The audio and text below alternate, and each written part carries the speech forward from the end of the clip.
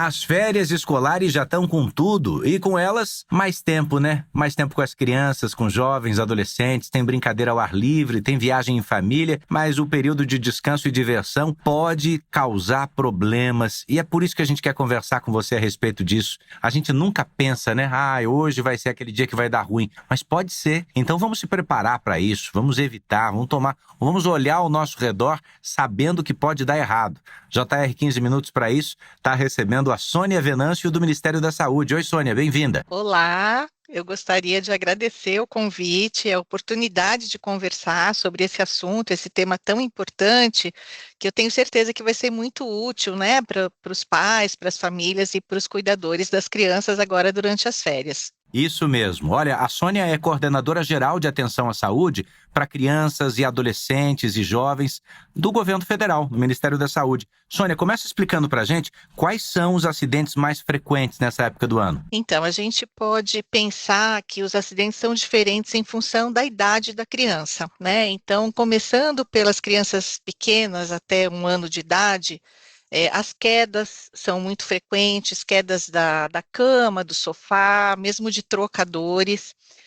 A sufocação e os engasgos, né? A criança tem o costume de levar objetos à boca, então esses objetos pequenos podem causar a sufocação e mesmo afogamentos, né? Especialmente em banheiras, baldes, bacias.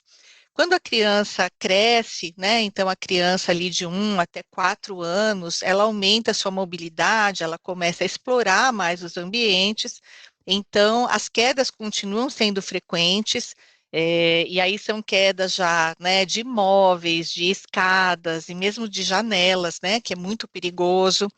Entra também um tipo de acidente comum, que são as queimaduras, especialmente na cozinha. Então, a criança, né, se movimentando na cozinha, pode puxar o cabo de uma panela, né, pode cair algum líquido e causar uma queimadura.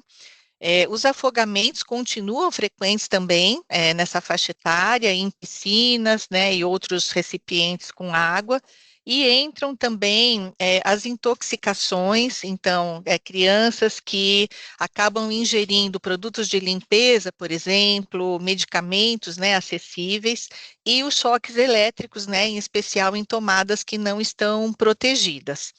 E à medida que ela vai crescendo, então, né, a criança mais velha, ali a partir dos 5 anos, já tem uma série de atividades que são praticadas fora de casa, então, em parques, por exemplo, na rua.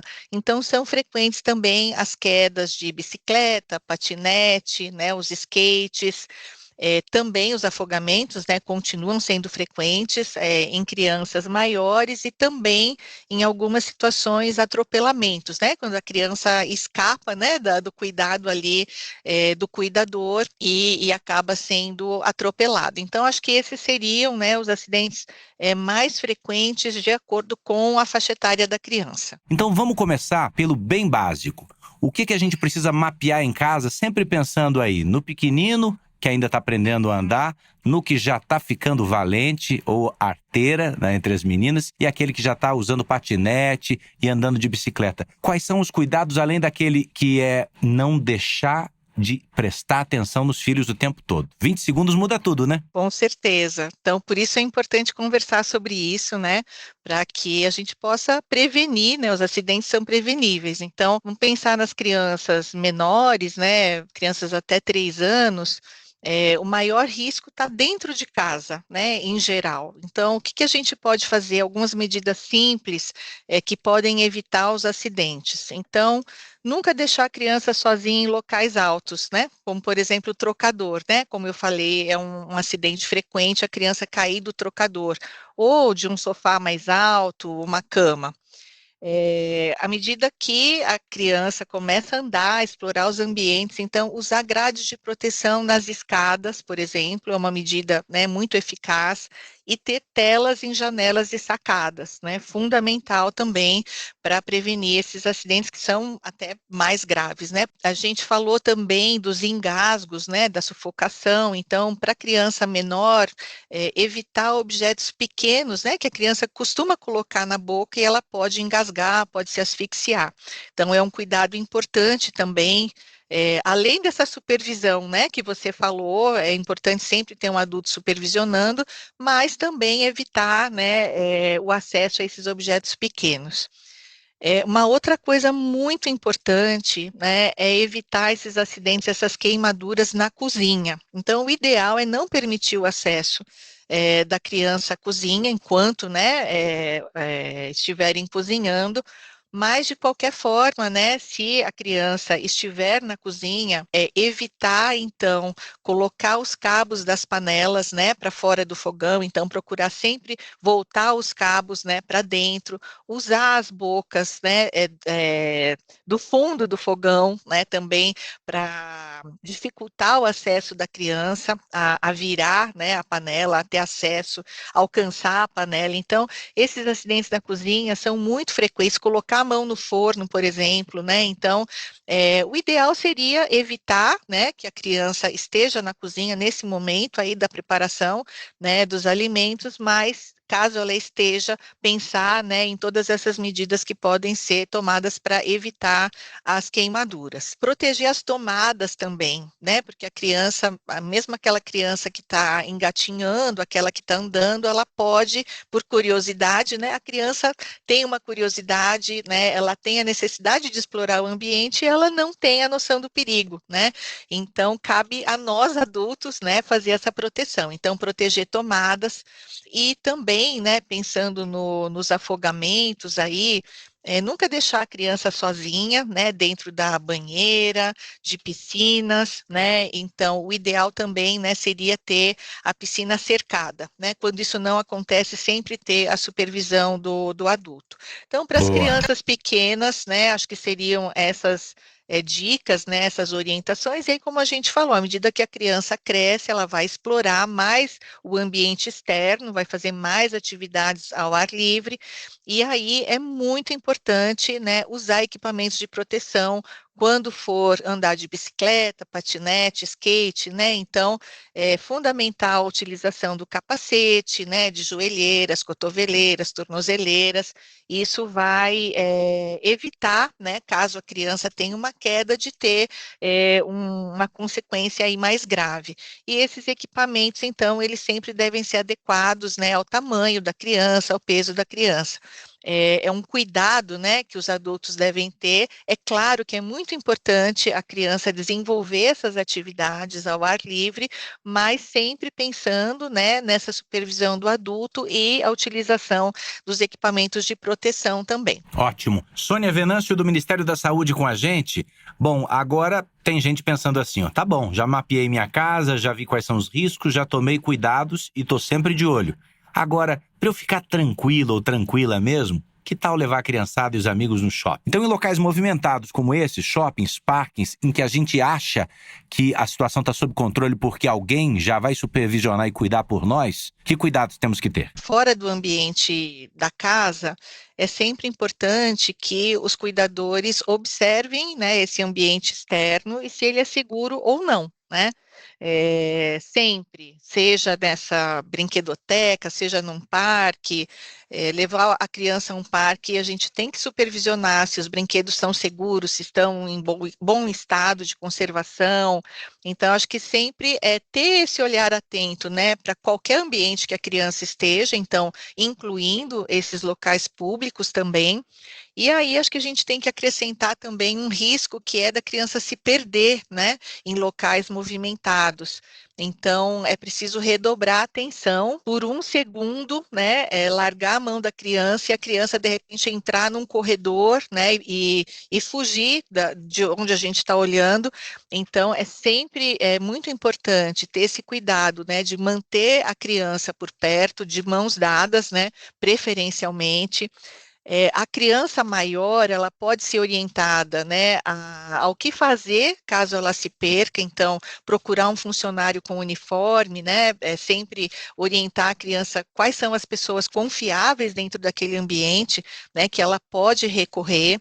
E, né, uma outra medida, caso, né, seja considerado, né, adequado pelos pais, é colocar uma pulseira na criança com o nome, a identificação, o telefone de contato, é sempre uma segurança a mais, né? E a praia, hein, doutora? A praia também é um local a ser observado, não? Com certeza, né? Com certeza. Essa supervisão na praia aí para evitar vários tipos, né, de acidentes. Na água, né, para evitar afogamento, então é um cuidado redobrado aí, a supervisão da criança sempre, né, na praia, também na piscina, em outros ambientes, mas especialmente, né, na praia, procurar locais, né, que tenham segurança, né, tomar esse cuidado, seguir essas orientações. E também, né, ficar de olho na criança, né? É claro que a criança vai brincar, ela vai correr, mas assim, sempre com a supervisão do adulto, porque é diante, né, de uma praia muito cheia, é muito movimentada, é também possível que a criança se perca. O calorão da praia também é um lugar perfeito para uma gastroenterite, né? Para uma intoxicação alimentar. Fala pra gente um pouquinho dessa parte de intoxicações e, às vezes, até mesmo coisas mais graves, como envenenamento, a partir de uso inadequado, armazenamento de material inadequado em casa. E, em todos os casos, quando buscar ajuda, quando buscar um médico, para a gente encerrar. Tá ótimo.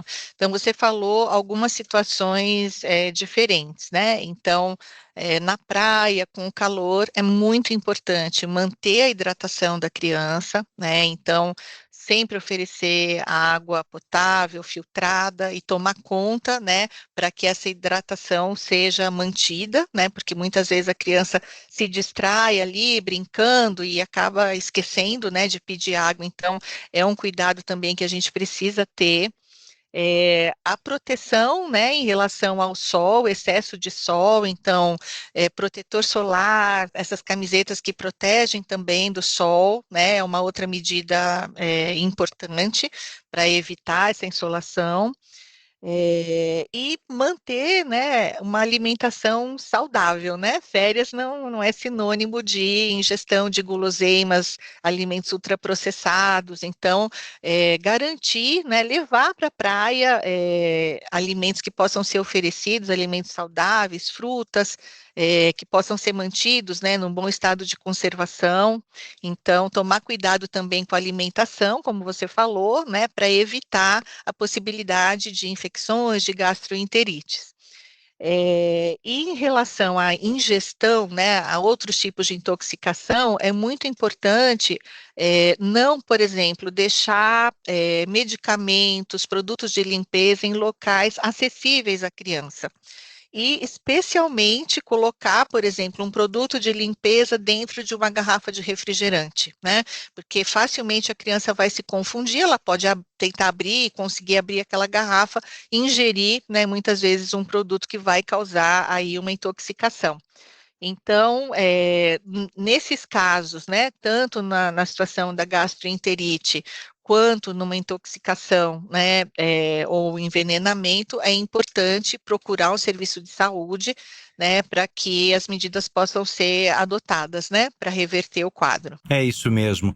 O Ministério da Saúde, por ocasião das férias, dessa época do ano, tem algum canal direto de comunicação para algum tipo de socorro ou auxílio? Ou o importante é ter essa avaliação de bom senso de saber quando buscar um serviço médico mais próximo de casa? A novidade também que no ano passado nós lançamos essa caderneta no formato digital. Então, os pais podem acessar através do Meu SUS Digital, né, que é o aplicativo digital do SUS, podem fazer o download desse aplicativo da caderneta da criança e podem ter acesso também no meio digital aí a todas essas informações sobre a prevenção de acidentes, os acidentes mais frequentes, em função da idade da criança, quais medidas, né, devem ser tomadas. Então, é uma dica, né, para os pais e cuidadores de um local que eles podem acessar uma informação confiável. Ótimo, eu quero agradecer a todos aí no Ministério da Saúde e especialmente a doutora Sônia Venâncio, que é coordenadora geral de atenção à saúde das crianças, adolescentes e jovens. Obrigado, viu, doutora? Eu que agradeço. Muito obrigada pela oportunidade.